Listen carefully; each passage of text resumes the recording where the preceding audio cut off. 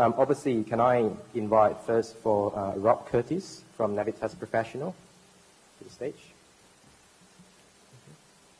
Round of applause for Rob.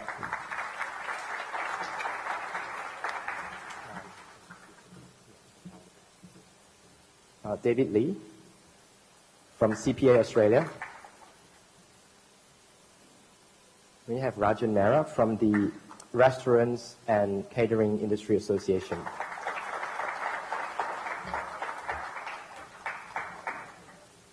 Jack Lee from Benchmark Business. Now, we have a first question. These are very common questions that we got from international students. Is that how do we find a job without permanent residency in Australia?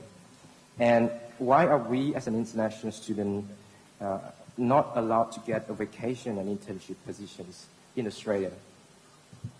Anyone wants to start first? I'll just go to Rob, actually. Thanks, Thompson.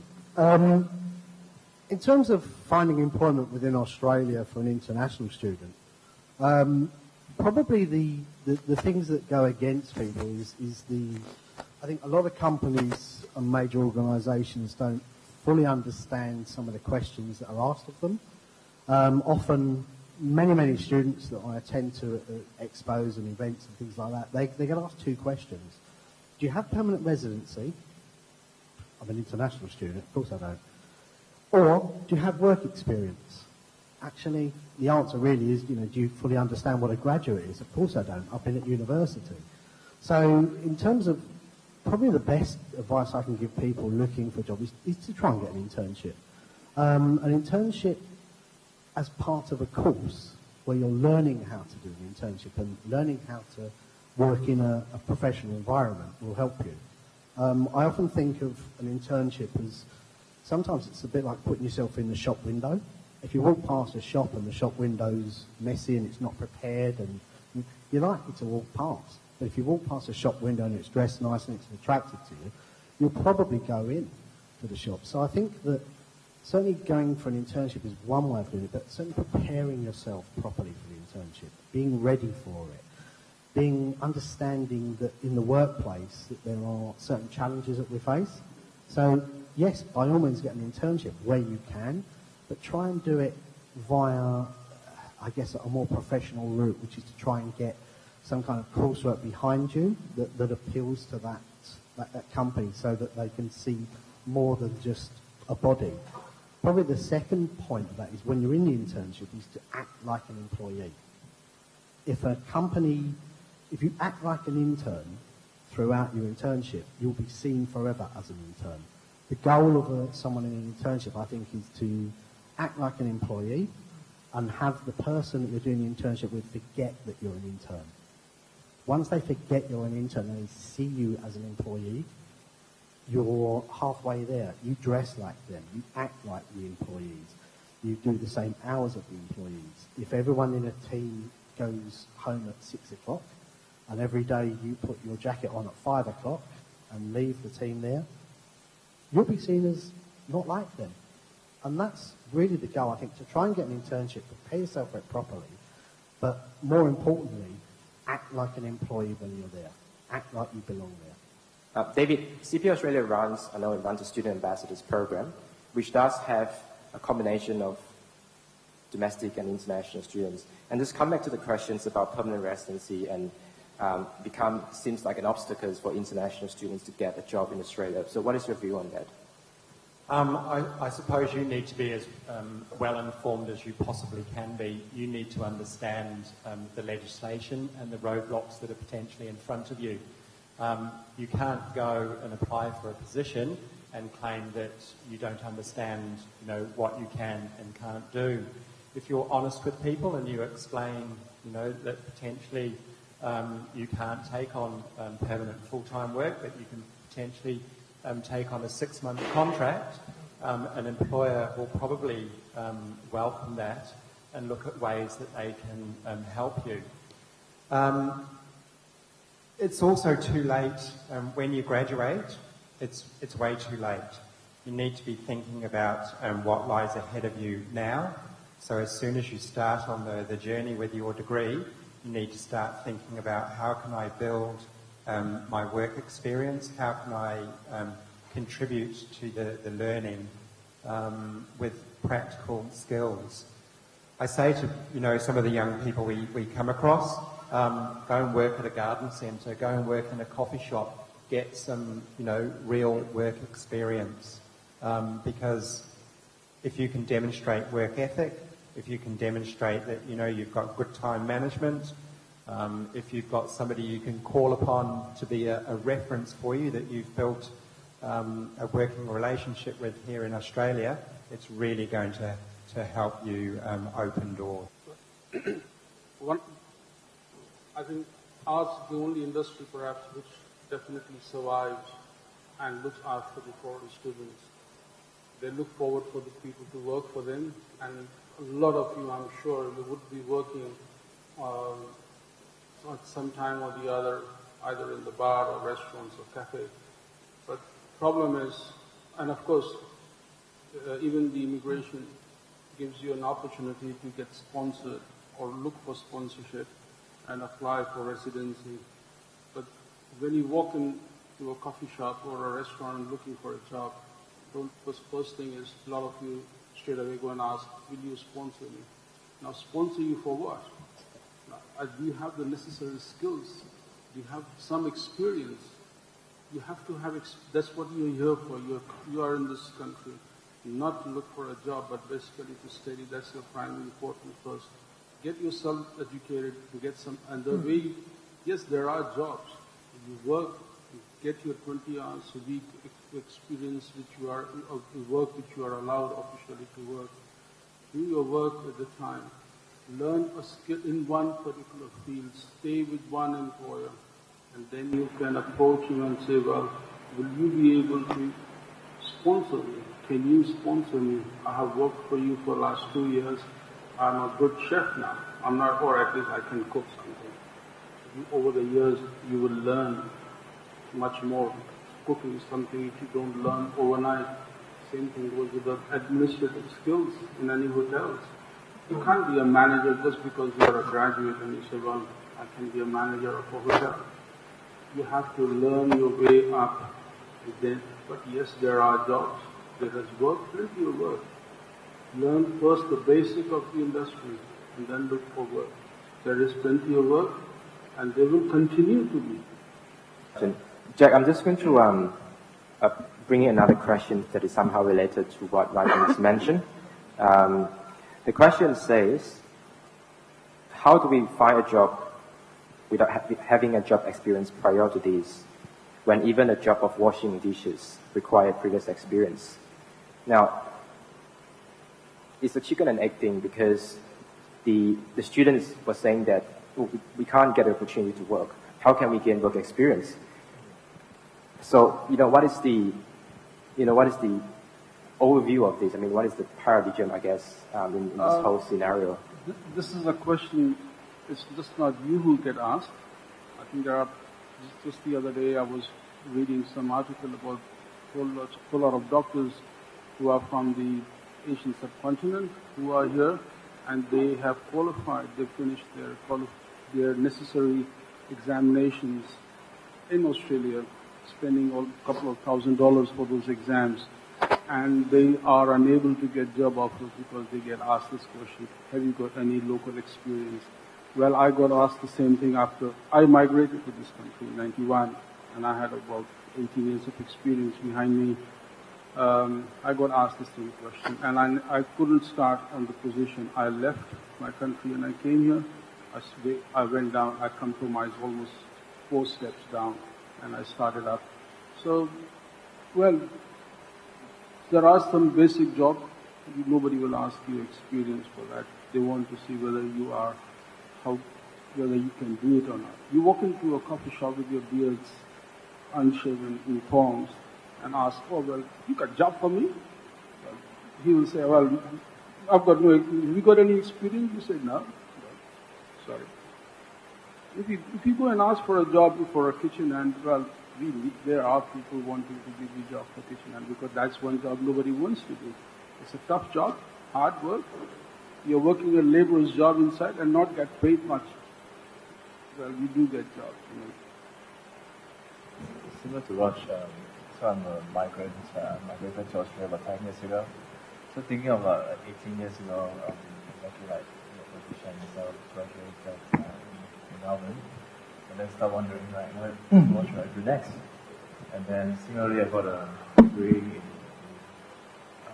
Melbourne Uni, and then at that time I was thinking like, how do I get this thing? So unfortunately, I couldn't find a job in Australia at that point, and then eventually I went back to Malaysia, worked there for a New Year, and then many years later I came back here. So what I'm trying to say that a lot of times is like there's no shortcut or direct answer at your point of time to tell you. No one can tell you like exactly what can be done here and which path that you go to or which area that you end up with. But there's one key thing that I think here is just keep trying and looking at not just how do I get a job without permanent resident, or how do I get a job without job experience, but just look at a long term, like just seeing when you walk into a shop, like what Raj was saying, that you walk into a BA saying that can you give me a job. So same question you ask yourself, that when you walk into a job interview, what do you offer? So there's something that you can offer to someone, then they will call you. So you're walking in there, you present very well, saying that yes, I have experience in this thing. I worked in a restaurant before, I served this thing. Then eventually, you lead it to another step. So a little bit further, not just about the difficulty that in front of you, like everything's blocking here, but just a little bit further. And then a lot of times, just one thing lead to another, and just don't let it stop you. You never know where you end up to. Just give you a bit more experience. I started in IT. I worked for IT in about 16 years, and I stopped IT. I say that's good, but I want to move on to something else. Then I start a blank page again. I move into a small business. So now I'm a small business area. So life doesn't stop you. So at some point you start again and move on the next stage. So your is at the stage where you finish your study, or probably finishing your study soon. But then that's fun. I mean, there's a lot of things that you can work on it and just keep going. I do come across a lot of students who feel that it's a very, very difficult existence in a new country. So I encourage you, know who you are, where you come from, value your skills and believe in yourself. I find a lot of students forget that they do have skills, they do have transferable skills. Really consider carefully the transferable skills you would develop in your life before coming here, and even in casual jobs while you're here. Just because you work in 7-Eleven, as some people work in casual jobs, doesn't mean that type of role offers you limited skills. Believe it or not, but some of the best employers demonstrate organization skills, cash management skills, interpersonal skills in simple customer service roles. So my advice to you guys would be to consider those jobs as stepping stones and network very, very aggressively. Be really proactive about using people, because as we know, many jobs, majority of jobs are offered without being advertised. So it really is about the people you know and presenting yourself in the most positive light. I think you made a good point that not every job requires networking, but most jobs require you to network to get it. Networking's absolutely vital. It's probably, besides writing an awesome resume, it's probably the most important thing you can do. And you do it every day. You do it as you pass people in the street. You do it as you get introduced to people. If you're in, say, finance, and you happen to get some work experience somewhere, the likelihood is the people you're at work with are finance professionals. And the likelihood is that the people they used to work with are finance professionals. And the people they're going to go on to work with are finance professionals. Your opportunity to network with them is vital. You mentioned something about, not all jobs being advertised. I think it was Anton. I think it was about 2009 in Australia, I saw a statistic in the IT industry that 70% of IT jobs never got advertised. That means that if you're not networking, you're never going to get exposed to those jobs. Those jobs went to someone who knew somebody, who worked with somebody, whose next door neighbour used to walk their dog with somebody. Just come back to the social media, LinkedIn. So there was a thing that we used to have a 6 degree of separation. But now with the social media, even in, pretty much everyone has Facebook, I guess, or WeChat or something like that. And in the business world in Australia, specifically, or in the Western world, LinkedIn is really, really important. So just touch base on that people are saying that you have active in LinkedIn. So just before we start, so LinkedIn is just where that you can put a resume and your working experience, your participation in different areas. Yeah. And then just work on that. So that would be the first thing that you would be like, you present yourself to the outside world. And another thing is that you can connect to people that you know to. Yeah. Basically come back to the network, people to network.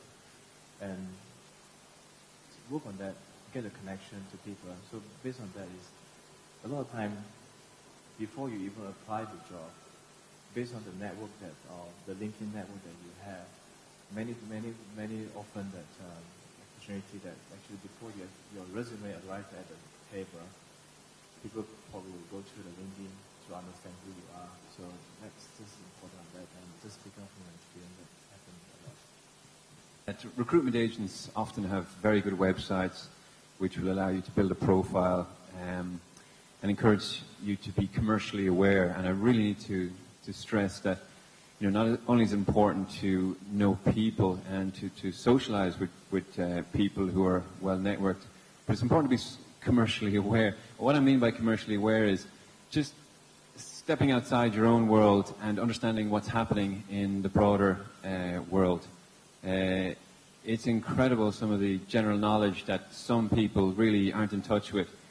World events, news, and in particular the happenings in your own industry. So if you work in IT, engineering, finance, medicine, it doesn't take a lot of effort to link into a Twitter stream or some journal, magazine, newspaper, and just 15, 30 minutes every day, just keep in touch with what's happening, because that's the type of topic which will be common at interview stage, or when you do meet important people that you could engage in discussion with. Exactly what I mentioned, that when you are looking for a part-time work or work experience, prepare yourself. Just don't walk in with your telephone in your pocket, or when you walk into a coffee shop or a restaurant owner, and as you are about to say, "Excuse me," and then your phone rings, and you start talking to your friend, and he says, "I'll call you back," and the guy is saying, "Well, perhaps he's my customer." And after you have finished talking to him, he says, "Oh, well, by the way, I came looking for a job." So it puts the restaurant owner off when you have that sort of an approach. So the first thing, prepare yourself, get yourself coached, look into videos on YouTube, or have a good read, ask your friends who are already in the job. Sure that you have conversations with people, that you practice your interview techniques. It's been mentioned already, personality, be comfortable in your own skin, remember who you are, because if, only you can be you. So, don't make an excuse for it, celebrate who you are. And it's been mentioned already, be willing to learn. You'll graduate with a great degree, you know nothing. And don't think you're going to go and be the CEO the next day. So you're going to start from scratch and just, suck it up and learn as much as you can.